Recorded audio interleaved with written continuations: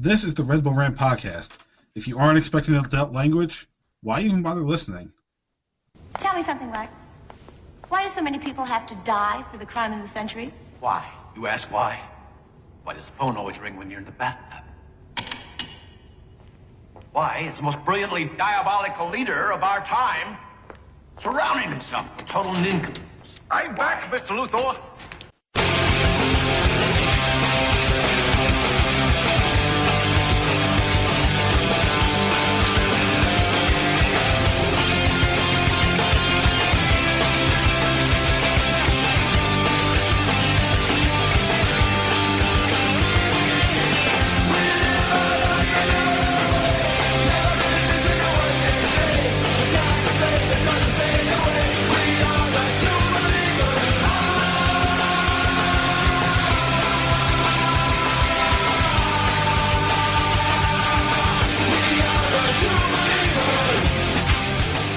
Welcome, my friends, to the Shouldn't Have Rents. This is the Red Bull Rant podcast. I'm your host, Jason Iapicco.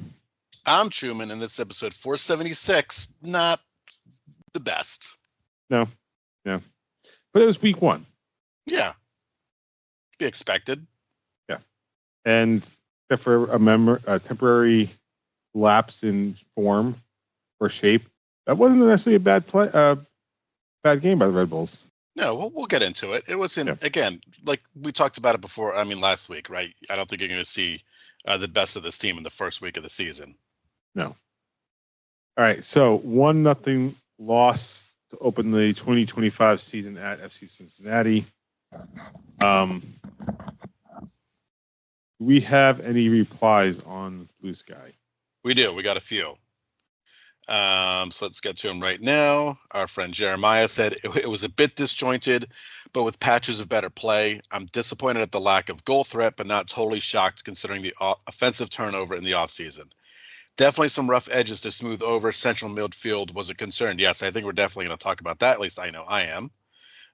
Ben Noonan said Edelman and Stroud together might not have what it takes to link attack and defense. Valencia looked bright and improved as the game went on. And Cincy should have had at least one player sent off, in my opinion.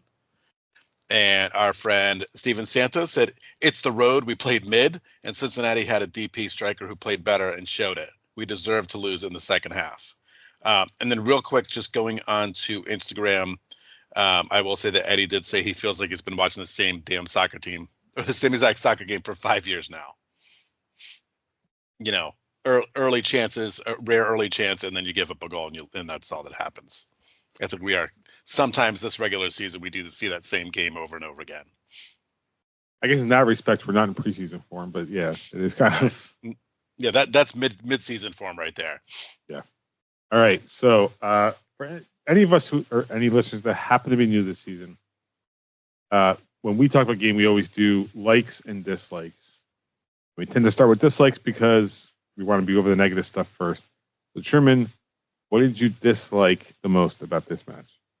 I think my biggest issue was Emil Forsberg not getting the ball enough and controlling the midfield. I think what just like Jeremiah said, central midfield was a concern. I agree. That's the guy who's your engine. The guy should be controlling the ball, distributing the ball,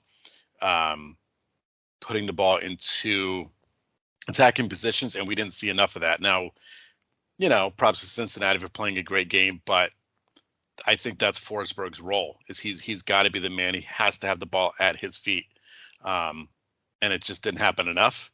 Happened maybe, what would you say, maybe a couple times that he was able to get a good pass through, but really, I mean, they shut him down too. But he has to be the guy to control the game for the Red Bulls.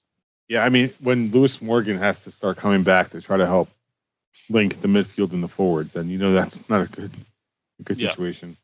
My dislike is just going to be the momentary lapse in shape that led to the goal. It was LA, right? That was a little bit farther back compared to everybody else. I think so, yeah. Like if he was just a step or two forward, that's offside, and this game, all of the things being equal, ends 0-0. Yeah. Which would now have got either of us 3 point. points. I was going to say we would have at least gotten 1 point out of it. Yeah. And I know it's early season, so it's probably sorry everyone, cough's still around. Don't know when it's going to go away, unfortunately. Apparently, this, like I said last week, this strain of the flu really sucks afterwards. Yeah. I'm trying to remember, but yeah, first game of the season. So to a degree, you can understand why it happened. But that's going to kind of lead into like I'm going to go first is Hack on the back line. Looks like he stepped in and almost not completely because he's on the same speed, but almost replaced Reyes. Hack on the back. Yeah. And only one real mistake with him was when he did get issued that yellow card. And I think the announcer said he did not have to make that tackle. No, he didn't. But he's a tough guy. He's going to get aggressive there. And you want aggressive center backs. Yeah. You still want him overly aggressive. Right. And he was not that. He was not getting sent off like so many of our defensive players in games past. Yep.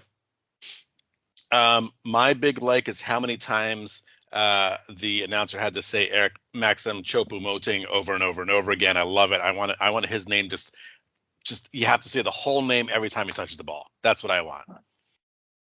He's got 4 names in one, so I just love it when they have to say it repeatedly. But I would have liked to see he showed flashes, by the way, too. Again, flashes. Again, early season. But he had some really, really nice touches. I loved the back heel attempts. I think it would have been near impossible to get that ball in the net, but I liked the creativity. Because at least it was a shot, right? It was, yeah. Yep. I don't know if it would technically registered as a shot on goal because I'm pretty sure defender stopped it, but you can't score if you don't shoot. So right. But early season form. All right, so that's just I'm going to leave the afterthoughts. Early season form, right? Mm-hmm. Yep. We did not do a good job getting the ball into him. So him not scoring a goal makes sense. Now, if that continues, then we have a bigger problem. But we'll see. You would hope that after what we did at the end of last year, where we sort of had a semblance of a plan offensively, that we will improve. We'll see. I ultimately think it's going to come down on when Caballo comes back. Mm, yeah. That way, him and Forsberg can be it's almost like Caballo takes the pressure off of Forsberg because it gives teams 2 players to focus on. Right, because all you have to do is what we saw in this game, how much they wanted to close down Emil Forsberg. Yeah. That was probably again, like we talked about, that was their probably goal number 1. And as we talked about in the dislikes, is him not getting the ball enough. Fortunately, the Red Bulls are already injury prone, so yeah, not a good start to the season. Any other afterthoughts for this game? Yeah, another just a minor little gripe is that they were able to get a lot of turnovers in open space. Like Cincinnati would pass the ball, throw the ball up, Red Bull player would get it, lots of room, and then they could not do anything after that. That kind of drove me crazy several times. Where literally you get the guy would get the ball at his feet, and you look all this like room around him, and then it didn't really lead to any kind of breaks or passing out to the wing and creating chances. So let's improve on that a little bit. When they're getting great spots to turn the ball over, now we just have to do something with it. All right. So prediction standings: 0 points for both of us. Off to a great start for us too. Yeah. So last year we did the pain index, and I wanted to do it, but I wasn't sure, or I don't believe that there's a poll option on Blue Sky. We could maybe try to do it in Instagram stories. That might be a way to do it. Maybe I didn't want to do it as a Google Doc because that was just, I feel like you having to click on a separate link and all that shit is just, especially on a mobile, is not. No one wants to do that, right? Nobody. So we'll try to do it at some point this year, but it's just a matter of figuring out the method we're going to have to do this on. Yeah. All right. Preview: the Red Bulls will open up their home campaign this Saturday, March 1st, against Atlanta United. Atlanta ended 2024 with a even record of 10, 14, and 10. 40 points, a -3 goal difference, number 9 in the Eastern Conference. They had a decent playoffs, though, because they beat Montreal on penalty kicks to advance to the best of 3 against Miami, which they won. Mm-hmm. And completely shook up the playoffs in the East. Thank you for that. I know, seriously. Great job, guys. Because we would have probably faced Miami and lost. They opened 2025 with a win. 3 points off the year with a +3 goal difference. I think it was a 3-0 home win. Predictions. So Truman, you're sorry. Trying to talk through a cough sucks. It's all right. I'm still the champ. You want me to go first? That's what you're saying. Yeah. Home opener at what's the place now, Jay? Where are they playing? Sports Illustrated Stadium. I don't know if I agree with that name, but it is what it is. SI Stadium. That's exciting. So I'm sure there's gonna be a lot of pomp and circumstance before the game. Eddie, I'm sorry. We did talk in Instagram that I will not be there. Jay won't be there, but it's tough to. You got to really. If I'm picking a game to go to, probably be in warmer weather because I really don't want to drive all the way in and then to be fucking cold and miserable. So I still live in Pennsylvania. Yeah, I would be there 100%. Anyway, aside the point, we're playing Atlanta at home. Winning this game, I feel confident now that this is a game that they should be able to come out, get a win, 2-0, play well. Let's kick off the season right at home. They're honoring Brian Mira at this game, I believe. So hopefully a lot of before cool stuff going on. Yeah, we hope. Yep. For the love of God, don't do it after. This should be. I want a good crowd. It's going to be in the low 50s, I think. I mean, by kickoff, it might not be in the 50s anymore, but it won't be bitter cold. So for those of you who do come out, I think the weather should be okay enough to have a good turnout. So yeah, I'm looking at Google and they say around 7. Ooh, that's gonna suck. Around 7. So I can only do it every 3 hours. So at 6 o'clock, it's gonna be around 44. It's saying by 9 o'clock, it's gonna drop to 34. All right. Well, the game's at 7:30, right? You get you'll get most of it in before it gets that cold. Yeah. So like mid to low 40s. I was considering going to this game because of the whole probably we don't really raise banners anymore, but I imagine there's going to be some Eastern Conference Championship type thing too. Oh, I'm sure they'll have like a little banner thing on the side of the arena. I'm sure. Yeah, whatever they put up on the luxury boxes now. I almost considered going. Just I don't know. Something came up, I guess, and it didn't make sense to go. My prediction, I think a win is very realistic. Part of me wants to say a draw because it's the home opener, and I feel like we're not going to win. But again, I'm really sorry, especially for headphone users. So they get it. You're dying. That's all right. It's fine. Dying, yeah. Funny thing is, when I go to work, my boss knows what's up, but they still insist I wear a mask every once in a while. Yep. Even though I'm like 2-3 weeks past the flu, it's like I don't care. I'm not risking getting sick off of you, so that's fun. Anyway, I kind of want to say draw, but I feel like I can't be too pessimistic yet in the season. So I'm going to go with the win, but I'm going to say it's going to be a hard-fought win. It's not going to be easy. I'm going to say it's 1-0. Okay. All right. Any other thoughts on the Atlanta game? No. I will say this, Jay, and you pointed it out, that although I do watch the games at home for the most part, that Apple TV is now available in the Google Play Store. So I was able to download that app, which is really nice. So you don't have to use a web browser anymore. Yeah. I wasn't going to mention it, but since you brought up Apple TV, you're number 3 and we still can't get the fucking away feed for the radio call. Was it me or was it the home radio call that jumped into the broadcast at one point? I think that's in the first half. That's exactly what it was. My wife told me, like, what am I hearing doubles? Like they're having audio mixing problems over there. Yeah, that was pretty funny. But yeah, year number 3, we were promised this stuff year 1 to have any radio feed, if it was available, be an option, and we still don't have the away feeds. No. And I may not be watching this live, so I guarantee you I'm not going to be able to listen to the home audio feeds either. Right. And it feels like we almost never get a set of announcers that are like actually neutral or slightly biased towards us. It's always like they're slightly biased towards the other team. I thought the announcers this past weekend weren't too bad. They weren't bad. Yeah. But I still feel like maybe because like opening weekend and it's you're in Cincinnati, So it's just kind of like you have, I guess, it's just the fact of like Cincinnati's the home team, so you have to talk about the Bailey and all the fans and all that stuff, and it just all that. What I will say is I try to listen to the Red Bull radio feed on their web browser, or I think Mixer is what they use, and I tried, but the problem was like it was like 20 seconds off between the two different feeds, and I thought I was hitting pause on Mixer, but apparently it's just stop. There's no pause option. So when I tried to sync it back up, it was like talking about something else. Like, okay, well, that's not going to work. So anybody that tries to sync those two feeds up, it's not going to work. Yeah. All right. Do we have anything to talk about for F1?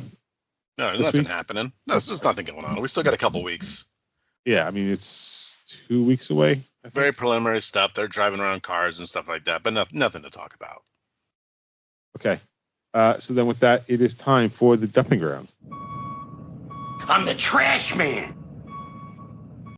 So I put a note in there, Jay, you might or might not have heard, but Tony Meola had a heart attack earlier this week.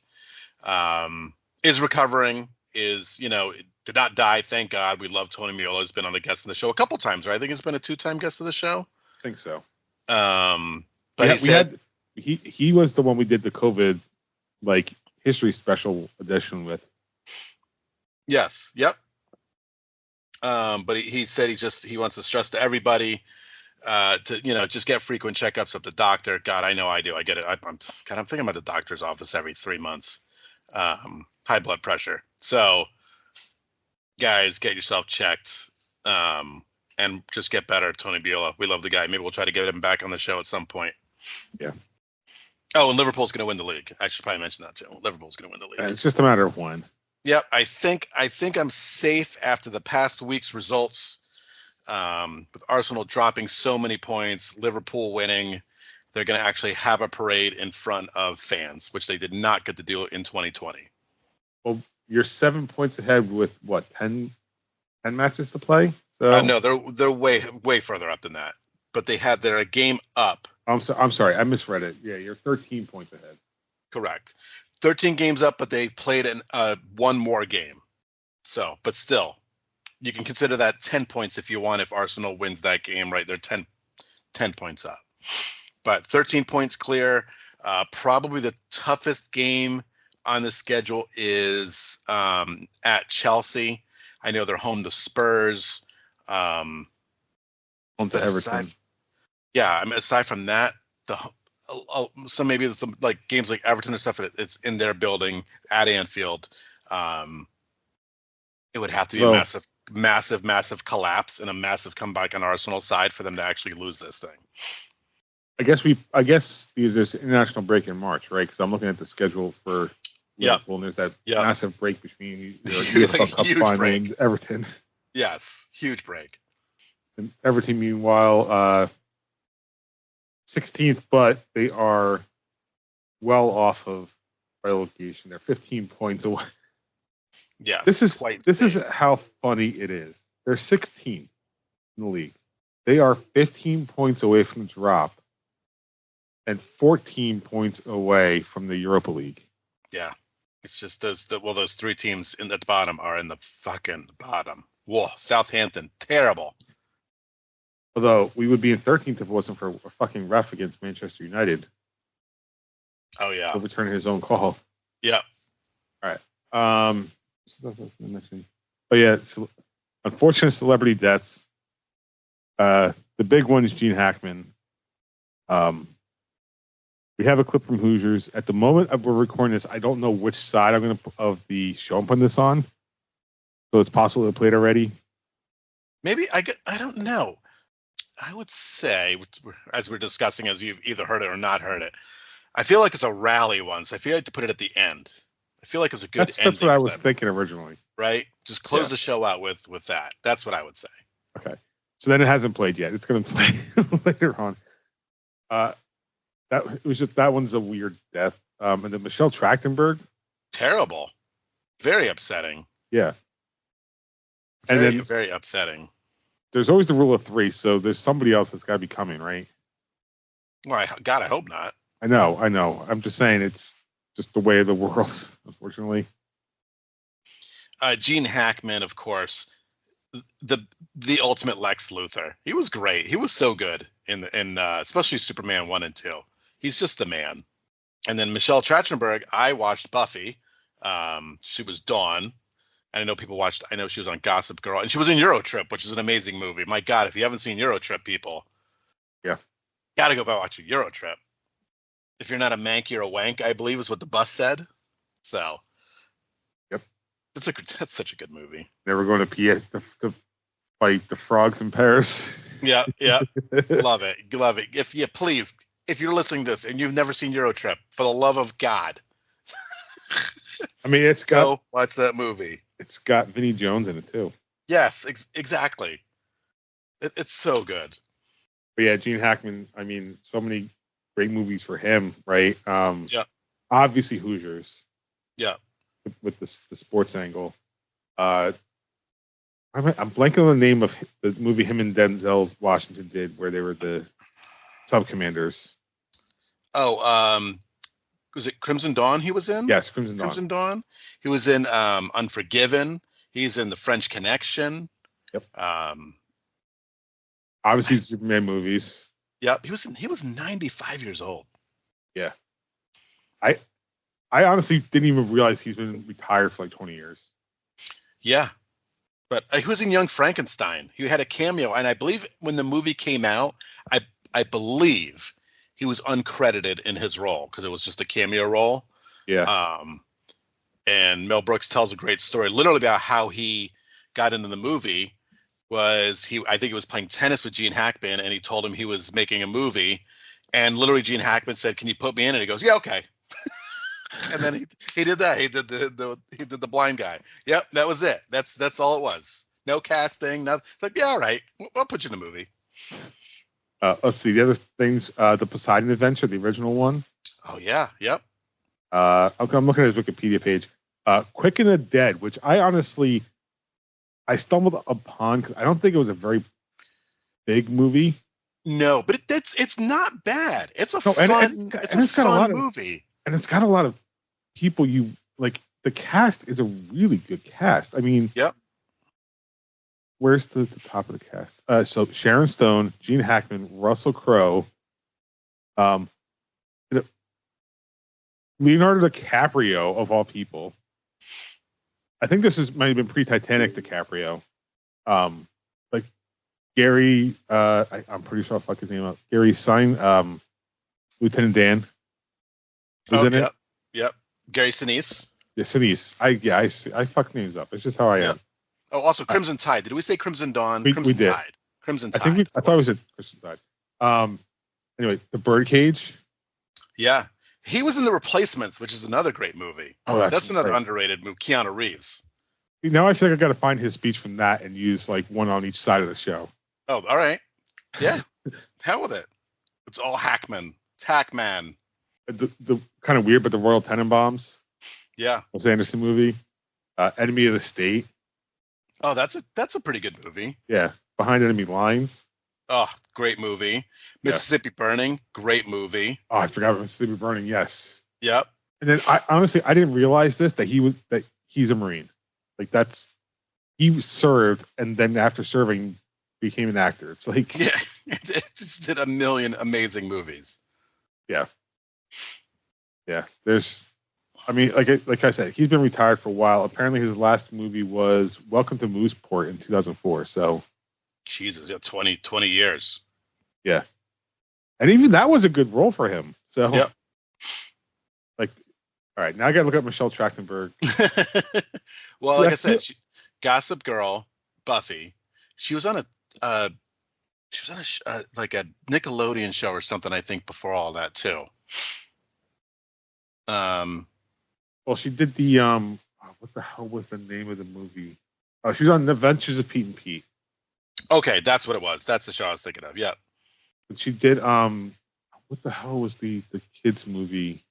Well, she was in Harriet the Spy. That's what I was thinking of with Rosie O'Donnell. Yeah. And then obviously Buffy the Vampire Slayer. I've seen Buffy up until the musical episode. I for some reason just kind of stopped there. Well, great news. They're bringing it back, so you have a chance to I watch heard it again. about that. Yeah. Yep. Apparently, she was also in 6 Feet Under on HBO. Apparently, she was in also the Fall Out Boy music video. Oh, she was. Yes, she was. Yeah, obviously, her list of accomplishments in terms of her career, not as much as Gene Hackman, but Right. I mean, Gene Hackman was also, he stopped acting at 75 years old. yeah. So. All right. Anything else for Dumping Ground? I don't think so. Yeah, it's been relatively quiet on the other sports fronts. Yeah, Four Nations is done. You talked about it last week, so. Yep. All right. With that, it is time for Truman's terrible team of the week. That's terrible. Now you could look at score lines, right? And you could talk about teams that gave up a lot of goals, but no. Let's give it up to the LA Galaxy, defending MLS champions, for losing their home opener. I'm sure there was a big fancy ceremony, losing to the brand new San Diego team 2-0 in your own building. I guess that's how you start a little bit of a rivalry, is you beat the champs in their building. So there you go. I think that's more embarrassing than losing 4-1, 4-0 is a loss like that. Yeah. I can't believe California has 4 MLS teams at this point. I know. Yeah. I've been to the stadium for one of them at least.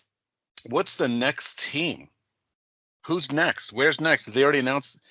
I'm trying to think about MLS expansion if they've already figured something else out. We're at what, 32 now? I think we're at 30, right? So, yeah, something like that. Sorry. San Diego FC is 30. So I don't know. I mean, I'm not sure where you would. Presumably, you have to. They do 2 more, right? Because then they get 16 and 16. Right. I think enough's enough for now. I think they can take a break. Let's just take a break. 30 teams is fucking plenty of teams. At least 5 years or 10 years with 30. Right. I mean, we have 30 teams. We're playing a 34-game schedule. So. Yeah, it's enough.